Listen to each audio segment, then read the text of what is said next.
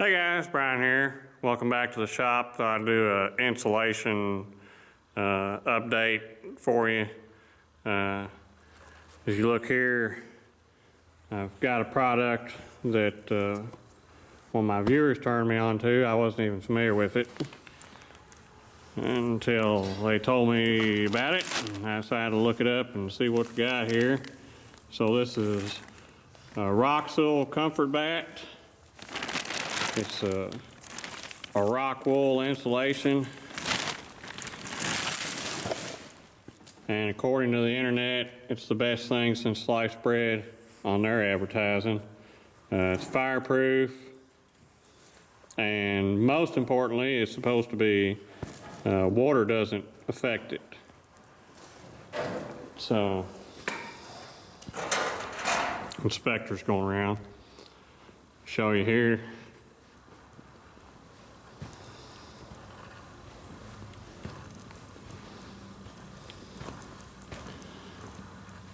I've put some in.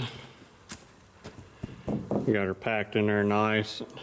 This stuff's designed to be a little over width for the stud bay so that it packs in and you get a good tight air seal, which is good for what I want, because what I've done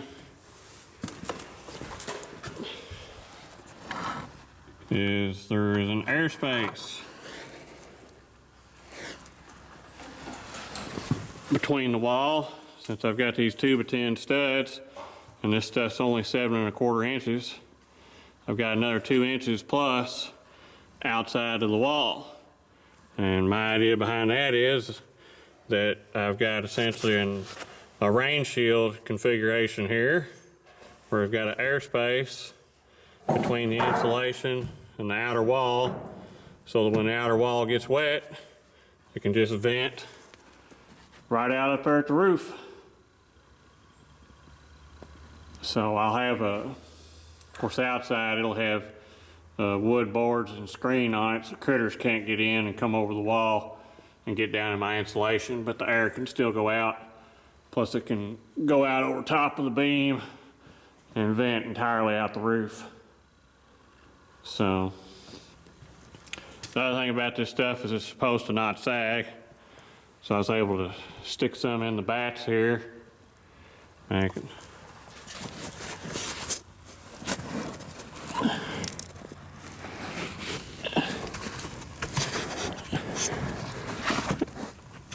you can't see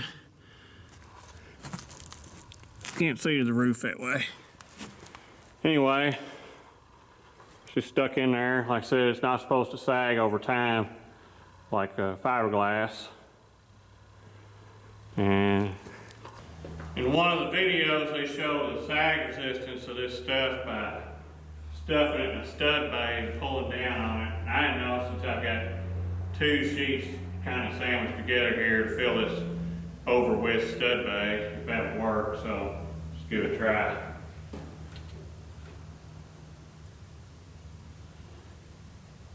And it's in there pretty good. Yeah, I'd say I'd rip the insulation before I could pull that down out of there. So that'll be good. Should make it a lot easier to install.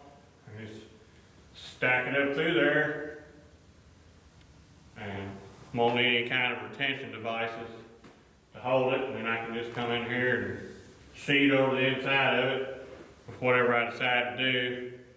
If I decide to cover it with plywood, or if I end up having enough of these old barn boards, off the outside, I can turn them over, screw them in here too.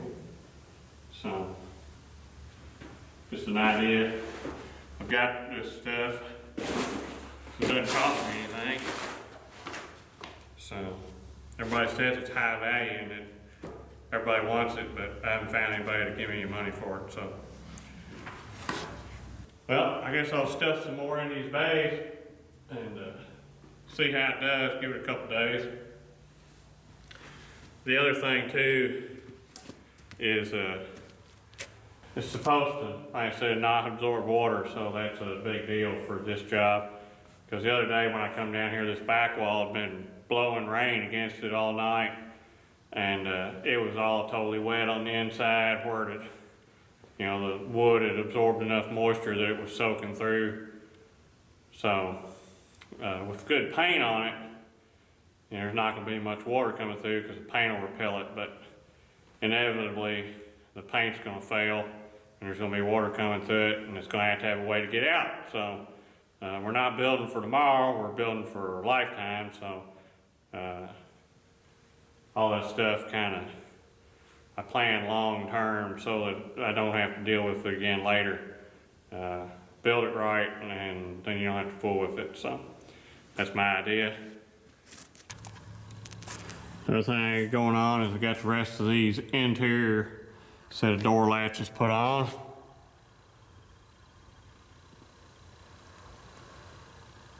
you can see them there. And also see how nice and tight they've got that pulled up. You can't really see any daylight coming through. So that's a pretty good seal on that. So I'm happy about that. Same thing on this side. And then I've got some different latches that I picked up, put over here to pull these in, and they will also pull the doors in slightly when you latch them, and that'll be able to hold these whole assemblies together, because I don't know what I can put on this center joint just yet as far as a latch wise, because I need them to be flush. Nothing can stick off this face or they can't slide past the other doors.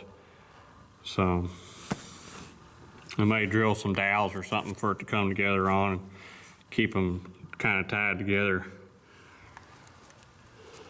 I could put a board on the outside of one, but that really doesn't interlock anything because it's just over top of the face.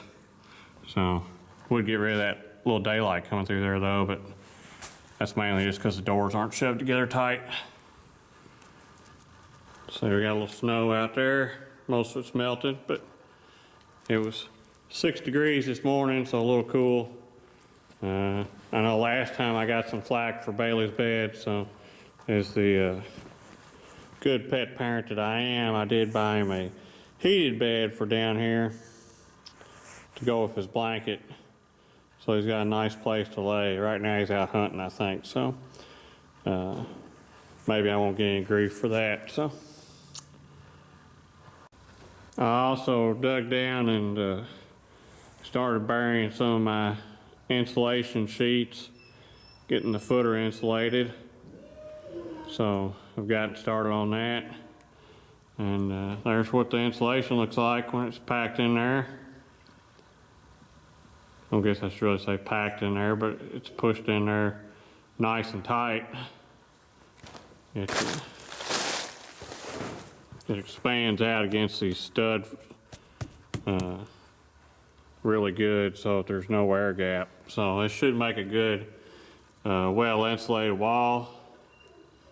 To the pink stuff, R30, when Home Depot went out of business, I bought out what they had and got a whole bunch of it for cheap. So I was kind of thinking about using that, but this other going in these high stud bays with nothing really holding it up for a lot of height and then water getting on it too, this rock wool may be the way to go to spend a little more money and again have it done right, so not have problems later on. So I'm gonna try and throw some in some water and see if it reacts the way it does on the internet. May do my own evaluations on that, but shouldn't be getting much water on it since I've got it off the wall, so that should help a whole lot. So all right, so this is certainly the part I was most skeptical about myself.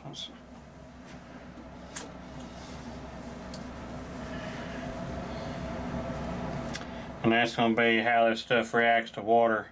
They say it doesn't lose any R value and it repels water. So got a little chunk here that was loose in the bag, and I'm going to test it out for myself. Sorry if you hear the noise of my fireplace insert running in the background there, burning up barnwood. So,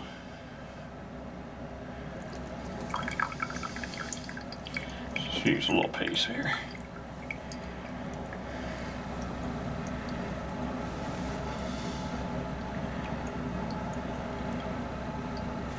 Well, it does appear to at least somewhat repel water.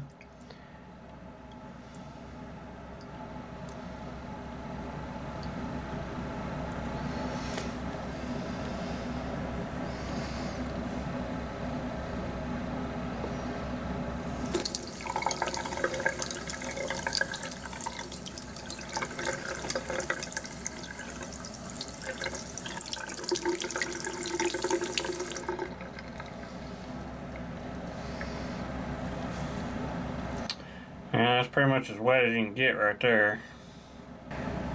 Well, the water rings back out of it. I think I've squished it up though.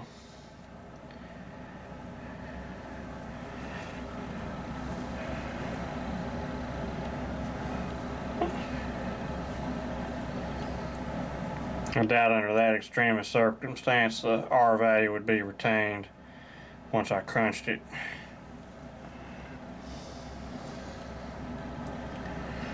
Let's just put it in contact. Let's throw some Pink Panther in it and see what happens.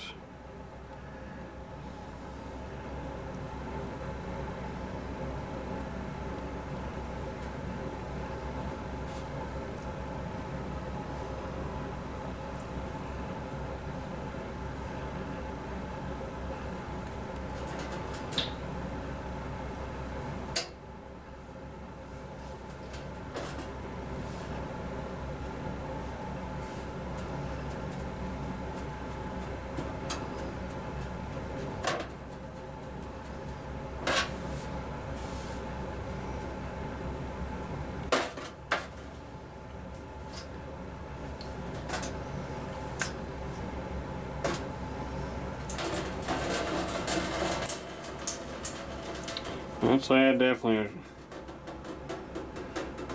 absorbs water.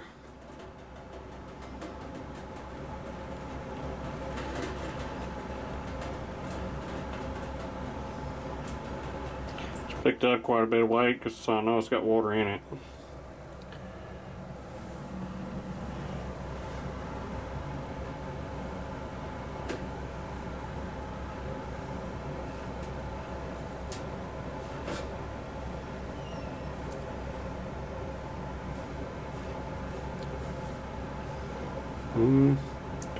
It's wet.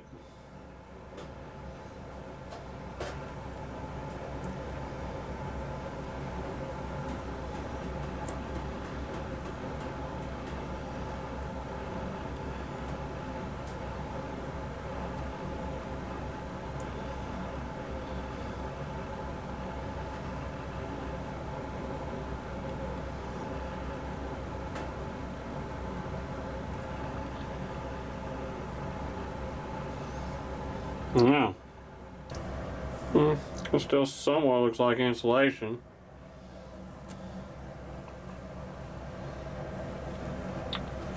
There's pretty much a mat.